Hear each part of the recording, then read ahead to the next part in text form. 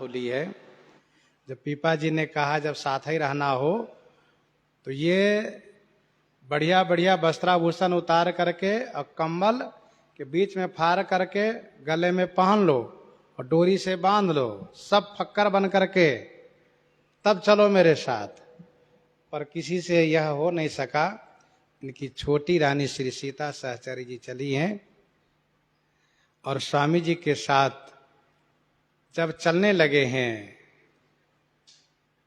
तब रानियों ने एक ब्राह्मण को आगे किया है। 1,000 रुपये सभी रानियों ने दिए हैं। उसने उनके सामने आत्महत्या की है जहर खा करके।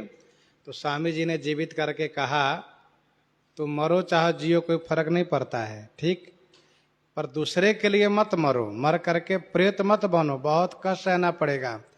तो ब्राह्मण ने सोचा मरने में बड़ा कष्ट होता है, इनको जिलाने में कोई परेशानी, तुरंत जिला दिए, जल पिला दिए, हम जी गए। और जहर खाओ फिर उसका जलन सहो, तड़प करके मरो।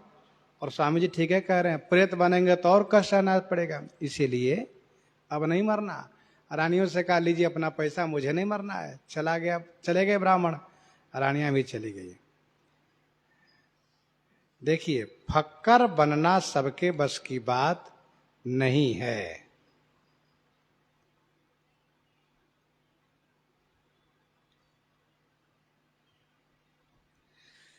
जीवत मरी जाए उलटी आप में समाये, कहीं कहीं नहीं जाए मन शुद्ध दिल गिरी है। जीवत मरी जाए उलटी आप में समाये, कहीं नहीं जाए मन शुद्धि दिल गिरी है। करई विपिन बास इंद्रिय जीति, तजई भूख प्यास मेटई पर आस खास पूरन सबूरी है। पर तत्व को विचार चिंता को विसार सबई, डार मत बाद हरि भजले अमीरी है। कहे चरण दास दीन दुनिया में पुकार यस, सब ही सरल यार मुश्किल फकीरी है। सब ही सरल यार मुश्किल फकीरी है। देखो सब तरह से जीना आसान है। लोग कहते देखो भीख मांग के रह लेंगे, भीख मांगे खा लेंगे रह लेंगे, लेकिन फकीरी में जी लेंगे ऐसा कोई नहीं कहता है। कोई परेशान हो कहते देखो एक टाइम भोजन मिलेगा खा लेंगे, भीख मांगे खा लेंगे, जीवन जी लेंगे, रोड किनारे सो लेंगे, लेकिन उनके मुख से सुनने में नहीं आता कि हम फकीर बन करके जी लेंगे। चरणदास जी महाराज कहते हैं सब ही सुलभ है यार मुश्किल फकीरी है। सबसे कठिन है फकीरी।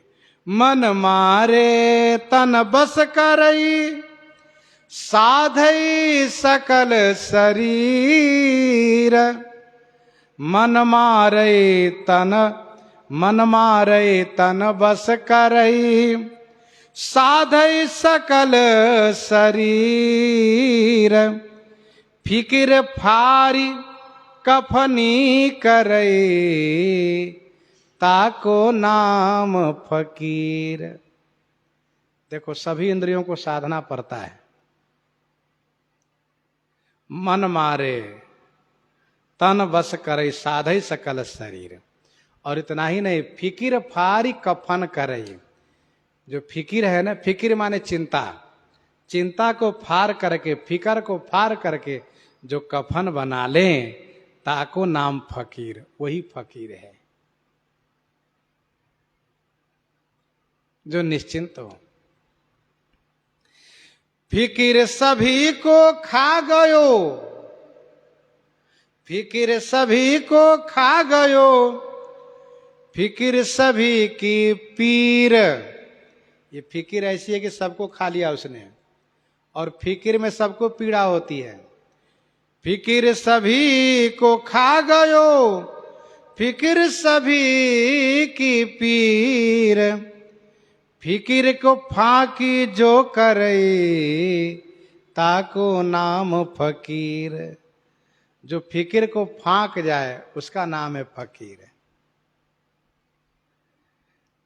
अच्छा, गोस्वामी जी महाराज ने इसी बात को अपने शब्दों में बड़े सुंदर संजो करके कहा, जागे जोगी जंगम जति जमाति ध्यान धरई, डरई और भारी लोभ मोह को काम को।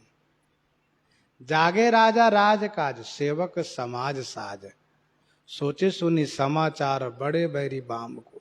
सब फिक्रग्रस्त है। जागे बुध विद्या हित, पंडित चकित चित, जागे लोभी लालची धरनी धन धाम को।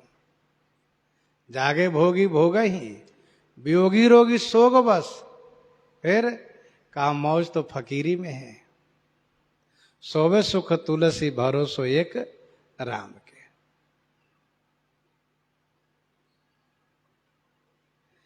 है तो बड़ा आनंद फकीरी में, लेकिन वास्तव में फकीरी आ जाए तो, न तो फकीर बन करके फिर चिंता कर रहा तो फकीरी काहे की।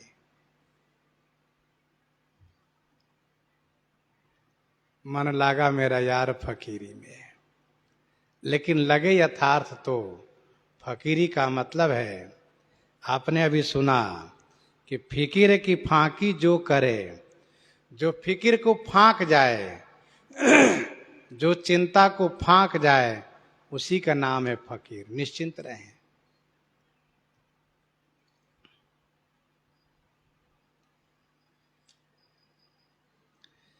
श्री पीपा जी, श्री सीता सहचरी दोनों फकीर हो गए, लेकिन 19 रानी को फकीर बनने की हिम्मत नहीं पड़ी।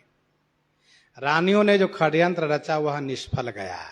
ध्यान दीजिएगा, भगवान के भजन करने में, भगवान की ओर जाने में पत्नी तो बाधा डालती ही है। अब कोई ऐसे हो बिरले जिनकी पत्नी भजन करने में सहायक हो, अन्यथा पत्नी विघ्न बाधा डालती है। एक बहुत प्रसिद्ध कथा है विश्राम सागर की। देवर्षि नारद जी महाराज विचरण करते हुए जमपुरी में पहुंचे तो वहां पर राजा क्वास के पितरों को देखा। सब बड़े दुखी हैं, क्लेशित हैं। नारद जी ने कहा, क्या बात है, आप लोग बड़े दुखी हो? पितरों ने कहा, महाराज हमारे वंश में जो राजा क्वास है ना, वह कुलोचित परंपरा धर्म को छोड़ करके और भगवान के भजन भक्ति न करके वह राज विलास में मगन रहता है, सुख विलास में डूबा रहता है। आप कृपा करके उनको वैष्णव बनवा देते तो हम सब इस दुखालय नरक से मुक्त हो जाते। नारद जी ने कहा, हम ऐसा अवश्य करेंगे। आए नारद जी महाराज, राजा क्वास ने उनको बड़ा सम्मान किया। कुशल प्रश्न होने पर देवर्षि जी ने बड़ी मजबूती के साथ जोड़ देकर कहा, तुम वैष्णव बनो, जिसे तुम्हारे पितरों के क्लेश का अंत हो। कैसा पुत्र हो जो तुम जिंदा और तुम्हारे पितर लोग नरक में हैं? बात इनको समझ में आ गई। वैष्णव बनने की इन्होंने घोषणा कर दी। नारद जी को प्रसन्नता हुई। वैष्णव बनने का दृढ़ संकल्प किया। पितर लोग नरक से मुक्त होने लगे। नारद जी चलते भय। यह जानकारी पुरोहित जी को हुई, ब्राह्मणों को मिली। ब्राह्मण लोगों ने आपस में विचार किया, राजा जब क्वास वैष्णव बन जाएंगे तब इनके यहाँ हम ब्राह्मणों का कोई सम्मान नहीं रहेगा। इनके यहाँ फिर सम्मान होगा मुंडी बैरागियों का, बाबाओं का, और फिर ये भोज भंडारा बैरागी के लिए करेंगे और ये भगवान की रामार्चा कराएंगे, सत्यनारायण भगवान की कथा नहीं कराएंगे फिर, और फिर ये इधर कर्मकांड पर ध्यान नहीं देंगे। तो अभी क्या बिगड़ा, अभी इनके मन मस्तिष्क बदलना चाहिए। ब्राह्मणों ने जाकर के इनकी रानी को बहकाया। रानी से कहा, रानी साहिबा आपको पता होना चाहिए कि आपके पति वैष्णव होने जा रहे। कहा ये तो अच्छी बात है। कहा नहीं नहीं, आपको पता नहीं है, ये वैष्णव होने का मतलब सत्संग प्रिय हो जाएंगे। आपसे हंसना बोलना ये सब बंद कर देंगे। अभी राम राम राम राम करते रहेंगे, राम श्याम करेंगे और भजन भक्ति में लीन हो जाएंगे। कोई मतलब नहीं रखेंगे आपसे। आपका सुख विलास सब गया, कोई मतलब नहीं रखेंगे राजा। और फिर यहाँ बैरागियों की भीड़ लगी रहेगी। भजन भक्ति कथा सत्संग और कीर्तन होता रहेगा। कभी कीर्तन का आयोजन होगा, कभी सत्संग का आयोजन होगा। तो ब्राह्मणों ने कहा वैष्णव बनने से रोकिए, यदि सुख चाहती हो तो। रानी ने हठ कर दिया, आप वैष्णव नहीं बन सकते। राजा क्वास रानी की बात मान गए। देवर्षि नारद जी तब तक फिर से पहुंचे नरक में। पता चला ऐसी बात हुई है और रानी कहने पर राजा विचार बदल दिए, वैष्णव नहीं हुए हैं। पितरों ने बड़ी दैन्यता के साथ कहा, नारद जी महाराज, हमने सुना है आप जिन पर कृपा करते हैं उनका कल्याण होता है। आपका नाम ही नारद। जहां आपका विचार रद्द न होता, आपका वक्तव्य रद्द न होता हो, कृपा कीजिए।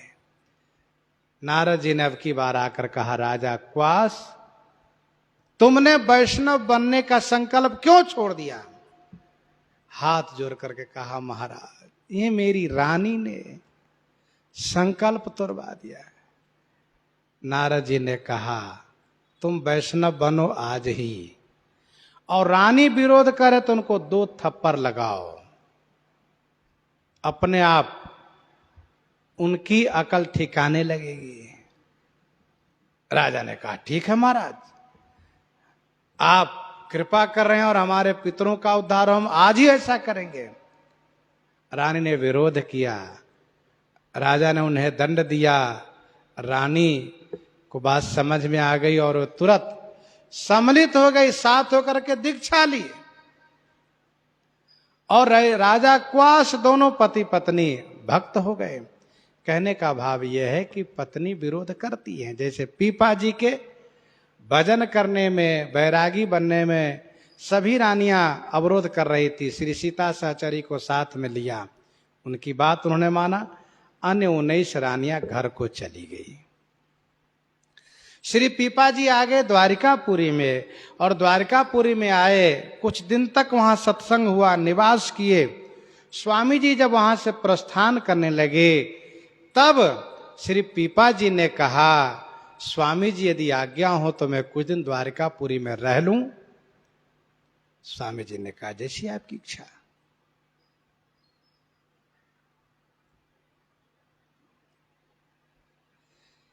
कियो दया रामानंद,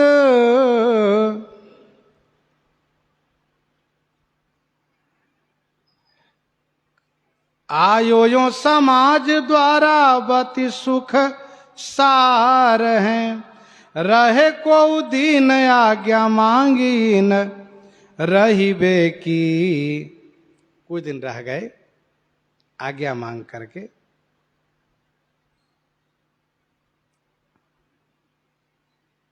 और सभी लोग स्वामी जी के साथ चले गए, पीपा जी वहीं रह गए। श्री पीपा जी के मन में एक लालसा हुई, भगवान द्वारिकाधीश का दर्शन कैसे होगा। देखिए, भगवान जब कृपा करते हैं तो दर्शन करने की उत्कट लालसा जागृत होती है। बड़ी लालसा हुई दर्शन की। तो श्री पीपा जी द्वारिका में घूम घूम कर पूछने लगे, महाराज, दंडवत महाराज, महाराज कृपा करके बताइए कि भगवान द्वारिकाधीश का दर्शन कैसे होगा। तो वे कहते हैं, भैया द्वारिकाधीश भगवान के मंदिर में जाइए। तो पीपा जी कहते थे कि वे बोलते नहीं है, मुझे बोलने चालने वाले के द्वारिकाधीश से दर्शन करना है। तो कहते, भैया और महात्मा से पूछिए महाराज। इस तरह से पूछने लगे, खोजने लगे। एक प्रेमी संत जी ने कहा, पीपा जी आपको पता होना चाहिए, दिव्य द्वारिका सागरपुरी में है, श्रीराम सागर में है, दिव्य द्वारिकापुरी सागर में है। देखो, लंका भी सागर में, द्वारिका भी सागर में है, डूबी हुई है द्वारिका। वहीं द्वारिकाधीश रहते हैं। ऐसा कहाँ? यदि द्वारिकाधीश का दर्शन करना हो तो सागर में जाइए आप। तो श्री पीपा जी की बात जम गई, अच्छी लगी। देखो भैया, भगवान को पाने के लिए मार्ग संत ही बताते हैं, इसलिए संतों के वचन पर विश्वास करना चाहिए। सदगुरु वैद वचन विश्वासा, संयम यह न विषय के आशा। फिर तो पीपा जी को यह बात अच्छी लगी, श्री सीता सहचरी जी को भी। दोनों ने विचार किए कि चलो द्वारिकाधीश के दर्शन हम करके आएंगे, दर्शन करने चलते हैं। कूदे सिंधु माझ, सबको देखते देखते दोनों समुद्र में कूद गए। सब लोगों ने मान लिया, डूब गए दोनों संत डूब गए, दोनों भागवत डूब गए। कूदे सिंधु माझ चाह उपजी अपार है, दर्शन करने की चाहना अपार उपजी, इसलिए कूद गए समुद्र में। आए आगे लैन आप, द्वारिकाधीश भगवान तुरंत अपने पार्षदों को भेज दिए, मेरा भक्त पीपा आ रहा है, उनको लेकर आइए। और स्वयं द्वार पर आए मिलने के लिए। आए आगे लैन आप, दियो है पठाए जन, जन माने भक्तों को भेज दिए दूर से लाने के लिए, और भगवान द्वारिकाधीश स्वयं द्वार पर खड़े हो गए आगवानी के लिए। देखी द्वारवती कृष्ण, मिले बहु भाई कई। जब द्वारिकापुरी को देखा श्री पीपा जी ने, आहा, अरे दिव्य द्वारिका तो यहां है, द्वारिकाधीश यहां है, हम तो ऊपर खोज रहे थे। कृष्ण मिले बहु भाई के, बहुत प्रेम से भगवान श्री कृष्ण द्वारिकाधीश भगवान मिले हैं और बड़े प्रेम के साथ ले जा करके अपने महल में इनको घुमाना शुरू किए। महल महल माझ चहल पहल लखी, रहे दिन साथ सुख सकई कौन गाई के। महल महल माझ 16,108 महल है। द्वारिकाधीश भगवान सभी महलों में विराजित हैं। चहल पहल लखी, सब जगह चहल पहल है, आनंद ही आनंद है। रहे दिन 7 दिन तक पीपा जी निवास किए हैं। श्री स्वामी प्रियादास जी कहते हैं, उनके सुख को कौन गाकर कह सकता है, अर्थात कोई भी नहीं। तो प्रसंग को यहीं पर हृदयंगम करते, इन्हीं के साथ आज सीताराम सीताराम सीता राम सीताराम सीता